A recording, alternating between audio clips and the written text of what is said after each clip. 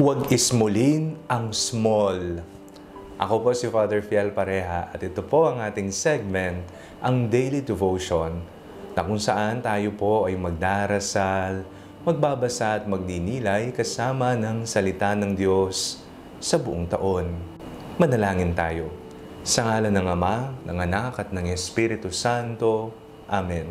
Halina, Banal na Espiritu, liwanagan mo ang aming puso at isip nang maunawaan at may sa buhay namin ang iyong salita. Amen. Our Bible passage for today is from the Gospel of St. Mark chapter 4, verses 26 to 32, and I read it for you. He also said, "The kingdom of God is as if someone would scatter seed on the ground, and would sleep and rise night and day, and the seed will sprout and grow. He does not know how the earth produces of itself, first the stalk, then the head, then the full grain in the head. But when the grain is ripe, at once he goes in with the sickle, because the harvest has come." He also said, "With what can we compare the kingdom of God? Or what parable will we use for it? It is like a mustard seed, which when sown upon the ground is the smallest of all the seeds on earth. Yet, when it is sown, it grows up and becomes the greatest of all shrubs, and puts forth large branches, so that the birds of the air can make nests in its shade." Huwag pong ismulin ang mga small. Lahat po ay nagsisimula sa maliit. Mayroon na nagsimula na maghanap buhay, nagbebenta lamang sa harapan ng kanilang bahay, paunti-unti lamang sa umpisa, pero dumaan ang panahon, lumaki at nagka-franchise pa ang kanyang negosyo. Mayroon naman na nagsimula bilang nasa mababang posisyon sa isang trabaho, kinalaunan, na-promote at naging manager. Huwag ismulin ang small. Lahat po tayo ay dumadaan sa proseso ng pagiging maliit. Tulad ng isang bata, habang ang tao ay lumalaki, nakikita niya sa kanyang sarili ang kanyang potensyal hanggang sa magawa niya at may sa katuparan ang mga ito. Sa ating pong binasang Ebanghelyo, nakita po natin kung papaanong inihalin tulad ng Panginoong Jesucristo ang paghahari ng Diyos sa maliit na buto ng mustasa. Maliit kung tingnan, pero kung ito ay lumaki, maaring mamugad, maaring manahan dito ang mga hayop.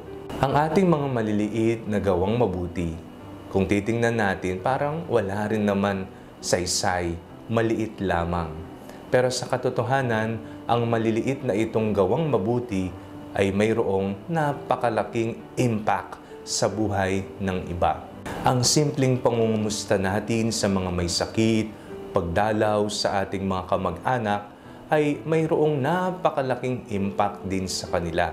Doon nararamdaman nila na mayroon silang katuwang, mayroon pa ring nagmamahal sa kanila. Ang paunti-unti nating pag-alis sa anumang kumukulong sa atin, sa anumang gumagapos sa atin, katulad ng adiksyon at bisyo, kung titingnan, parang walang improvement sa buhay. Pero, ang totoo niyan, kahit paunti-unti, ito ay progreso pa rin. Huwag po nating ismulin ang mga small na ginagawa natin sa buhay, sapagkat maaabot natin ang ating minimithi, ang ating layunin, para magkaroon ng napakamatiwasay, payapa at makabuluhang buhay kung uumpisahan na natin ang pag-aksyon kahit paunti-unti lamang. Kagaya ng isang butil ng mustasa, maliit man sa paningin, huwag mong iismulin, sapagkat maaari itong palakihin at payabungin ng Diyos. Manalangin tayo. Panginoong Jesucristo, iniaalay namin ang aming mga pangarap sa iyo. Basbasan mo ito at palaguin upang kami ay magtagumpay sa aming buhay. Amen. Sa ngalan ng Ama, ng Anak at ng Espiritu Santo. Amen. Huwag po ninyong kalimutang i-like ang video ito. Mag-comment po kayo and share it with your family and friends. Ang panalangin bago matulog ay may sariling Facebook page na po. Huwag niyo pong kakalimutang mag-like at mag-follow dito. And do not forget to subscribe to our YouTube channel. I-click niyo lamang po ang link na nasa description ng video ito o kaya naman po, just search Father Fiel Pareha. God bless you po.